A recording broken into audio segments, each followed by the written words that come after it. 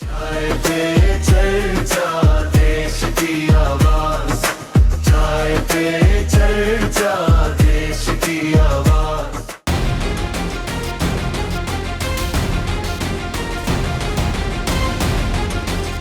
नमस्कार, मी किरण जाधव आणि आवाज इंडियामध्ये आपलं स्वागत आहे। सध्या मी आहे चारकोपेतील वार्ड क्रमांक 18 आणि उमेदवार आहेत सतीजा मोरे। तर सगळ्यात यंगेस्ट उमेदवार आपण इथे पाहू शकतो की सतीजा मोरे आहेत।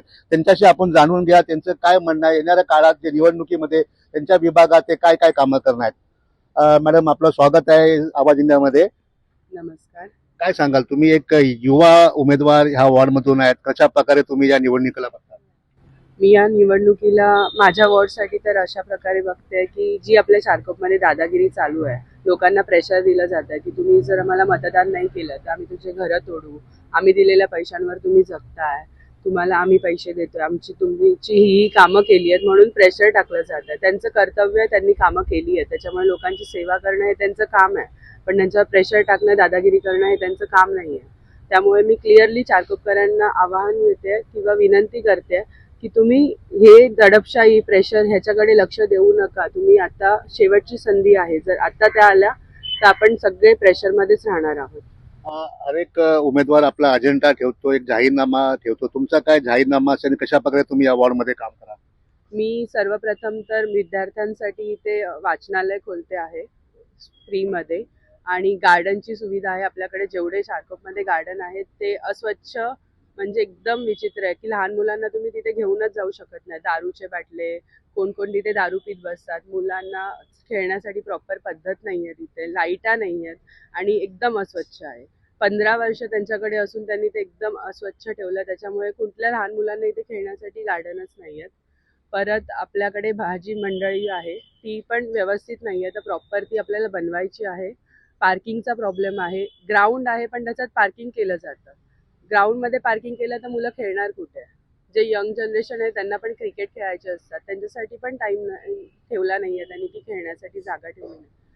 परत पाण्याचा प्रॉब्लेम आहे जो वर्षानुवर्ष आहे चारकोपमध्ये। बिल्डिंगमध्ये पाणी जातं पण सोसायटीजमध्ये पाणी जात नाही, त्याच्यामुळे तो मी सर्वात प्रथम सॉल्व्ह करेन। एक क्वालिफाईड उमेदवार तुम्ही या वॉर्डमधले आहे, तुमचं क्वालिफिकेशन काय आणि काय सांगाल त्याबद्दल?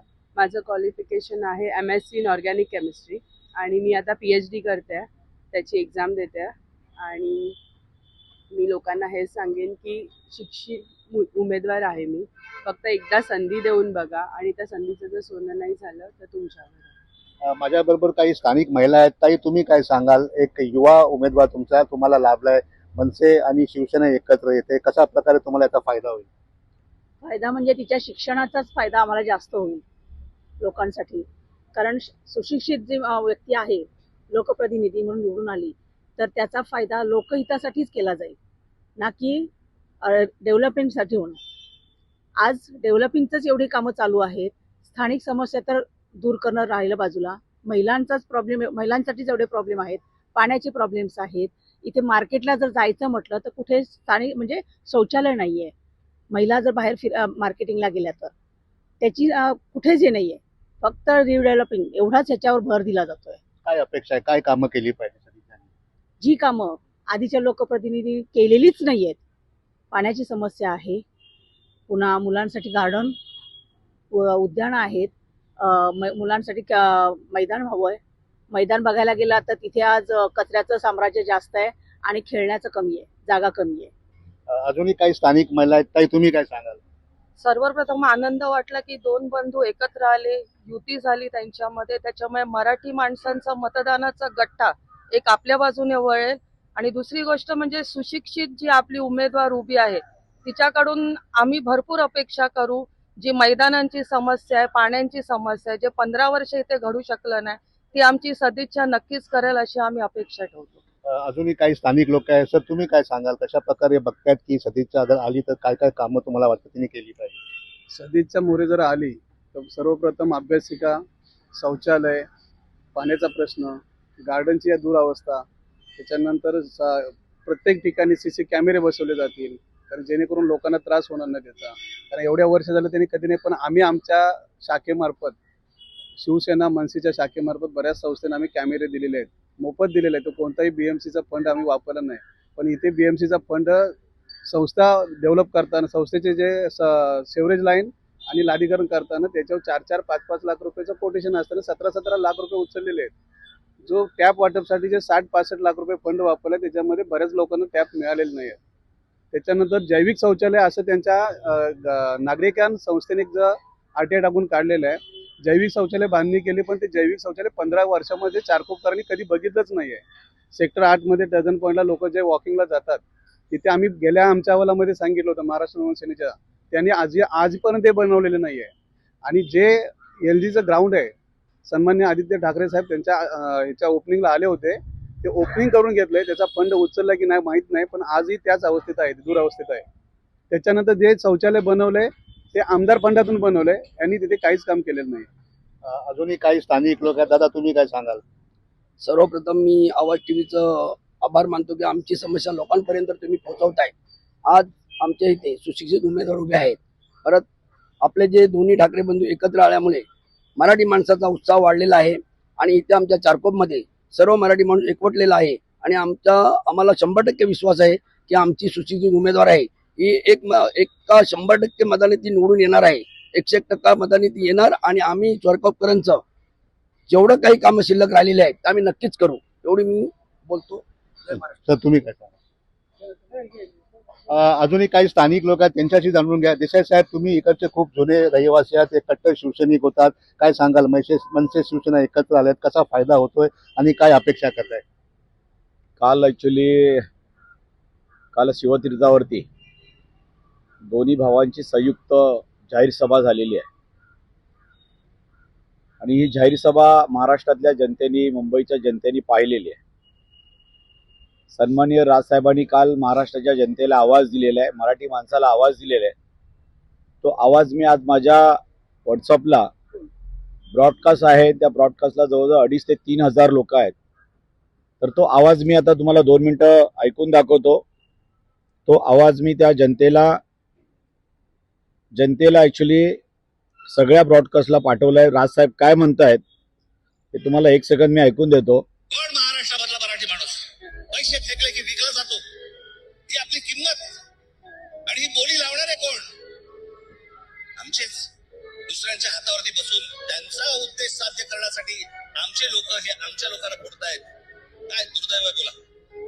अशा परिस्थितीमध्ये ही आजची निवडणूक होती आहे. ही मराठी माणसासाठी शेवटची निवडणूक आहे. आज जर चुकलात कायमची मुद्दा म्हणून समजा. आज जर तुमच्या हातात ही शहरं गेली, त्यांच्या हातामध्ये गेली, उद्या राजानं मारलं आणि पावसानं झोडलं, तक्रार कोणाकडे करायची?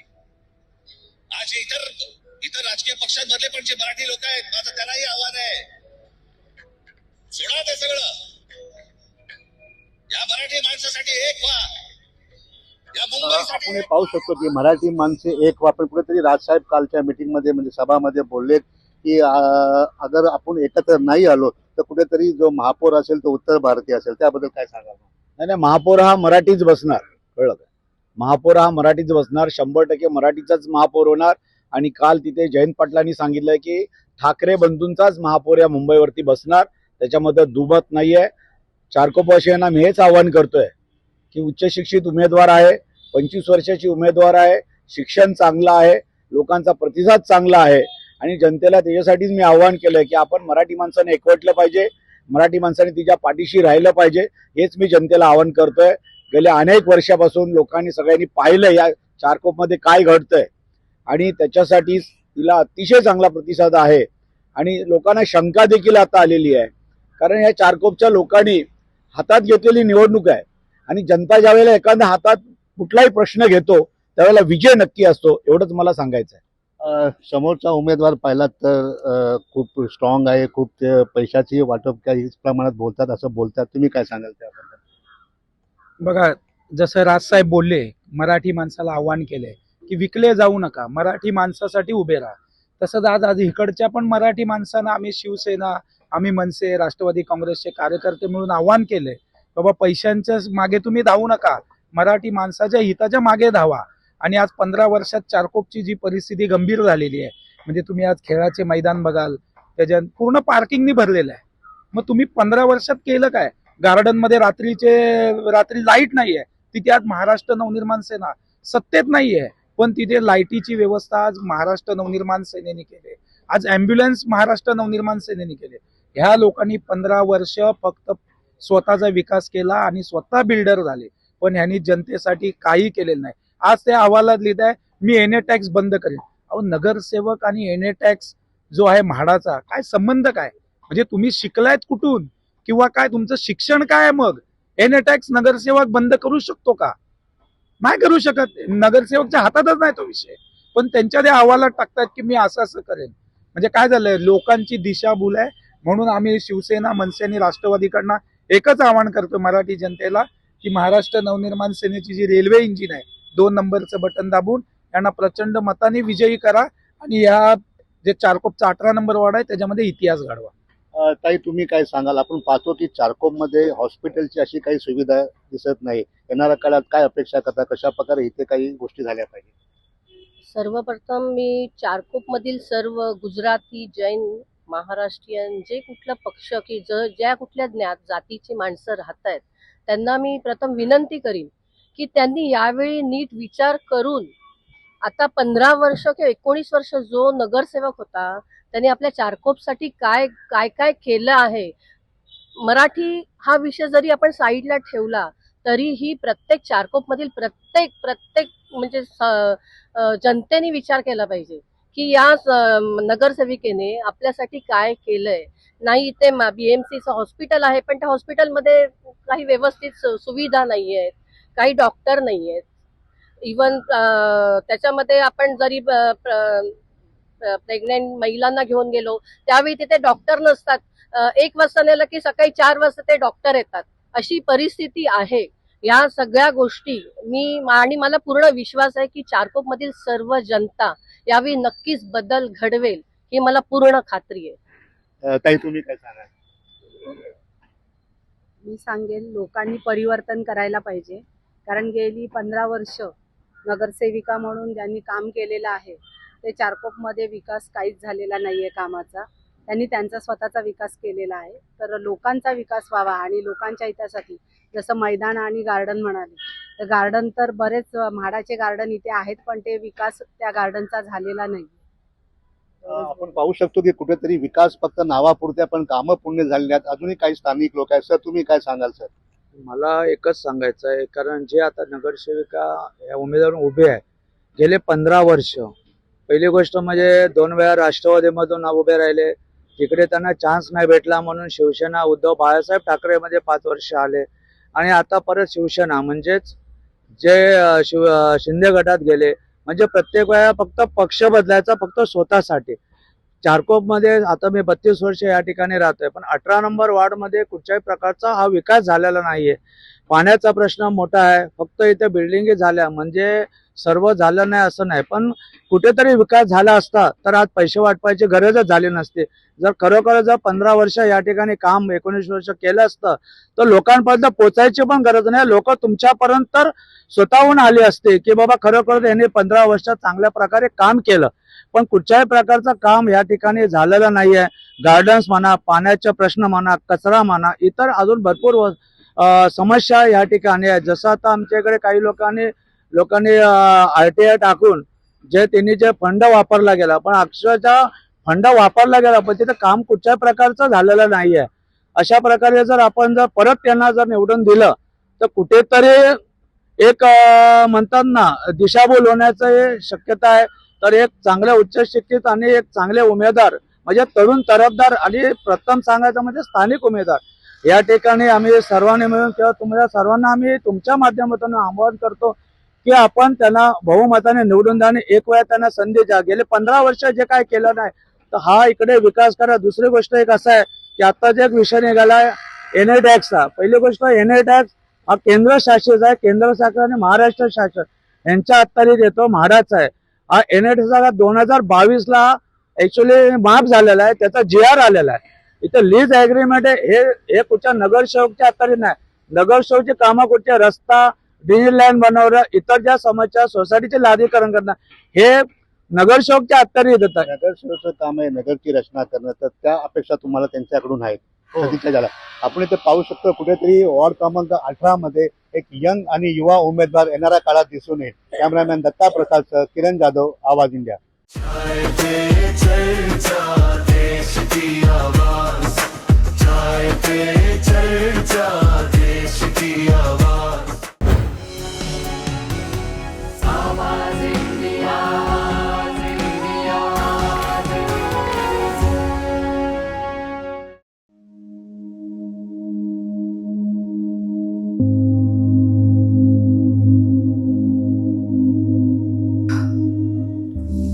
जीवात जीव आला. खरंच आपलं काहीतरी हरवलं असेल आणि ते सापडत नसेल तर खूप टेन्शन येतं ना. अगदी तसंच आपलं मत हरवू देऊ नका. बृहन्मुंबई महानगरपालिका सार्वत्रिक निवडणूक 2025-26 साठी मतदान होणार आहे. तर सकाळी 7:30 ते संध्याकाळी 5:30 पर्यंत आपलं नाव असलेल्या मतदान केंद्रात जाऊन भारतीय संविधानाने दिलेला आपला हक्क, आपलं मौल्यवान मत देऊनच बजावा. आपलं मत, आपली जबाबदारी. कर मतदान, सांगते संविधान.